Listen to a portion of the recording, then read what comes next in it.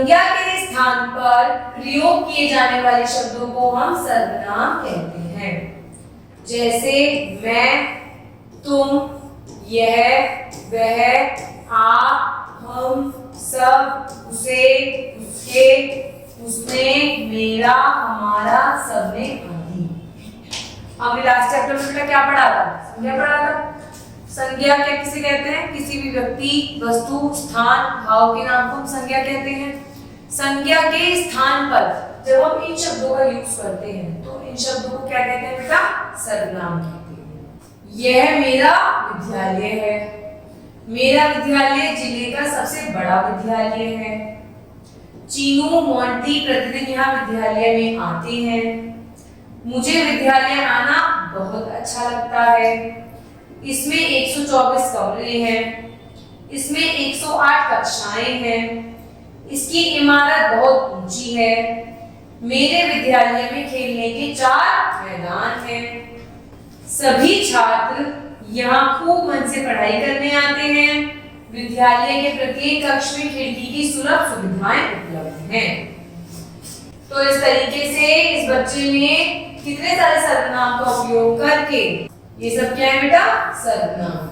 संज्ञा के स्थान पर उपयोग किए जाने वाले शब्दों को हम क्या कहते हैं? सर्वनाम कहते हैं।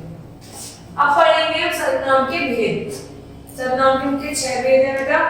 पुरुषवाचक, प्रश्नवाचक, निश्चयवाचक, संबंधवाचक, अनिश्चयवाचक और निजवाचक। ये 6 प्रकार की है सर्वनाम। हम पढ़ेंगे एक एक के बारे में। सबसे पहले पढ़ेंगे हम पुरुषवाचक।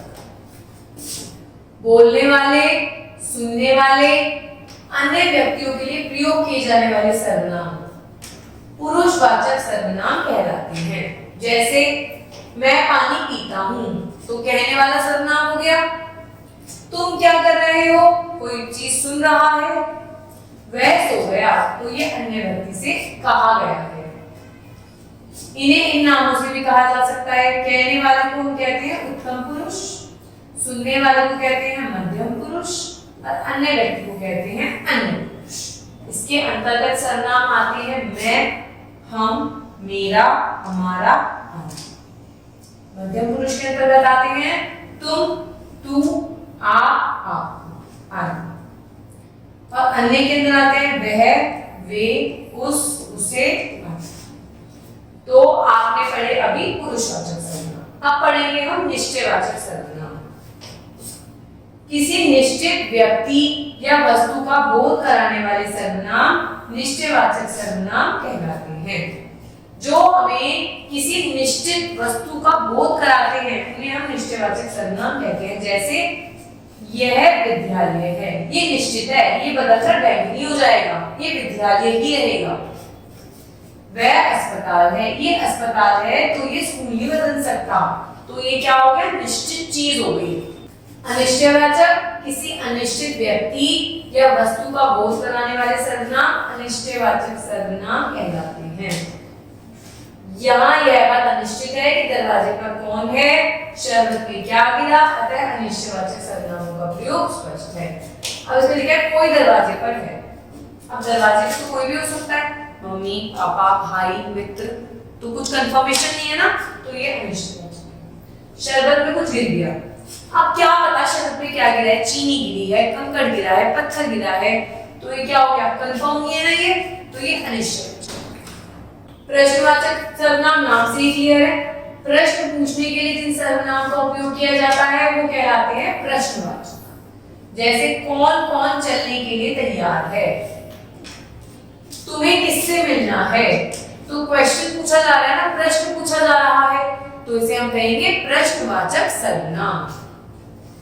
अब नेक्स्ट है संबंधवाचक सर्वनाम। जो सर्वनाम शब्द वाक्य में आए सर्वनाम या संज्ञा शब्दों में संबंध जोड़ते हैं उन्हें हम संबंधवाचक सर्वनाम कहते हैं। जैसे जो पढ़ेगा वह उत्तीर्ण होगा, तो ये दो वाक्य में क्या करा? संबंध जोड़ दिया। जैसी करनी वैसी भरनी, तो क्या हुआ? इन दो वाक्यों में क्या जुड़ा? संबंध जुड़ा। एक दूसरे के लिए ही ये वाक्य कहे गए हैं, तो उन्हें हम कैसे वाक्य कहते हैं बेटा? संबंधवाचक सर्वनाम। निजवाचक सर्वनाम। जिन सर्वनामों का प्रयोग स्वयं के लिए किया जाता है वे निजवाचक सर्वनाम कहलाते हैं। जैसे मैं वस्त्र स्वयं सिल सकती हूँ, जिनके लिए हम अपने लिए जो सर्वनामों का उपयोग हम अपने लिए करते हैं। अब ये कह रही है कि मैं स्वयं सिल सकती हूँ, तो मैं ये काम खुद कर सकती हूँ। मैंने अपना काम कर लिया। अपने लिए जिन सर्वनामों का उपयोग करते हैं उन्हें हम निजवाचक सर्वनाम कहते हैं। तो इस तरीके से हमने पढ़ा कि सर्वनाम किसे कहते हैं बच्चों, जिन शब्दों का इस्तेमाल हम संज्ञा के स्थान पर करते हैं उन्हें हम सर्वनाम कहते हैं। Thank you.